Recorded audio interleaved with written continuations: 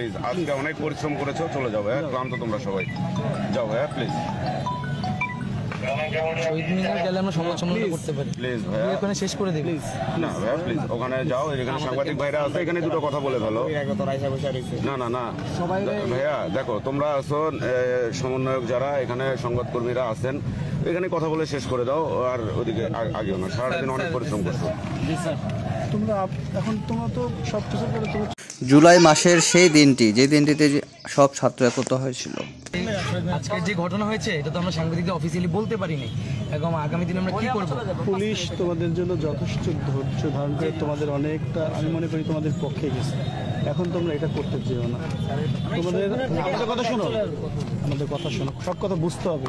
আমি ঢাকা বিশ্ববিদ্যালয়ের স্টুডেন্ট, তোমরাও তাই।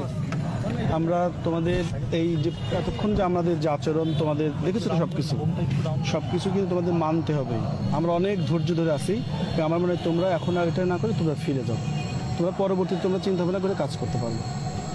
কিন্তু আমরা তো আর কোনো বৃদ্ধি করবো না, আমরা মিছিল এখন এটা আমরা আমরাও তোমাদেরকে বলছি, তোমরা প্লিজ, তোমরা তো সব শুনবা। তোমাদের এতক্ষণ আমরা যদি কথাগুলো শুনে থাকি, তোমরা তো অবশ্যই আমাদের ক্যাম্পাসে আমরা মুভ করতে পারবা, সবই পারবা। আমরা তোমাদের সবকিছু, তোমাদের যে নিরাপত্তা, যেমন আমরা এখানে এসে আমাদের ভিসি স্যার যেটা বলছে, তোমাদের ভিসি স্যার যেটা বলছে, তোমাদের প্রক্টর স্যার যেটা বলছে, সবকিছু মিলেই তোমাদের সাথে মিলে আমরা তো কাজ করছি।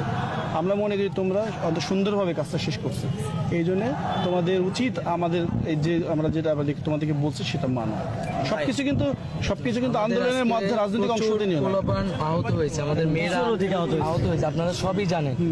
এখন আমাদের ক্যাম্পাসে যদি আমরা এখন মিছিল করতে না পারি, প্রেস ব্রিফিং যদি করতে না পারি, তাহলে এটা তো আমাদের গণতান্ত্রিক অধিকারকে হরণ করা হচ্ছে।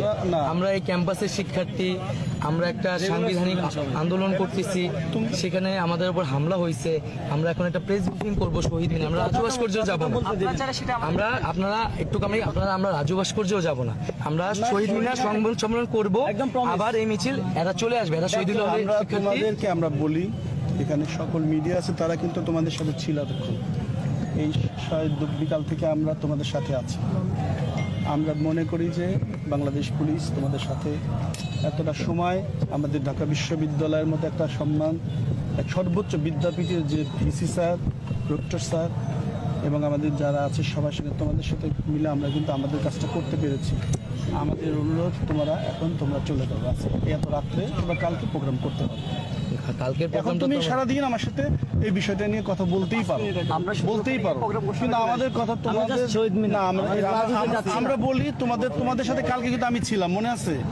কালকে কিন্তু বঙ্গভবনে যখন তোমাদের 12 জনকে আমরা সুন্দরভাবে সেই কথাটা মনে করে তোমাদের ছাত্র, ওরাও তো তোমাদের সহযোগিতা।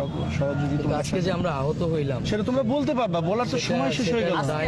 এখন আমাদের ফোর্স অনেক, এই সারাদিন প্লিজ ভাই, তুমি এখানে, আমি জানি তুমি কাজটা করতেছো, তুমি এখানে, আমরা খুব টায়ার্ড, আমি তোমাকে স্পেশালি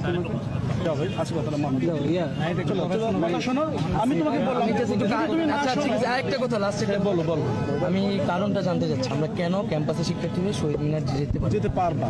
তোমাদের নিরাপত্তার জন্য, সবকিছুর জন্য। আমরা মনে করি এই অন্ধকারের মধ্যে কেউ যদি একটা ঢিলও মারে তো তোমার গায়ে লাগে। এই পুলিশ প্রোটেকশন আমরা তোমাদের, তাহলে দায়িত্বের সময় আমরা তোমাদের যে দায়িত্বটা, আমরা যেভাবে আমি বারবার বলছি, আমাদের বিশ্ববিদ্যালয় প্রশাসন যেভাবে আমাদের কাছে চাইবে, ঢাকা বিশ্ববিদ্যালয়ের, আমরা এই বিশ্ববিদ্যালয়ের প্রশাসন মানি না, যে বিশ্ববিদ্যালয় আমাদের নিরাপত্তা দিতে পারে, এদেরকে মারা হয়েছে। আমরা কিন্তু মিছিলটা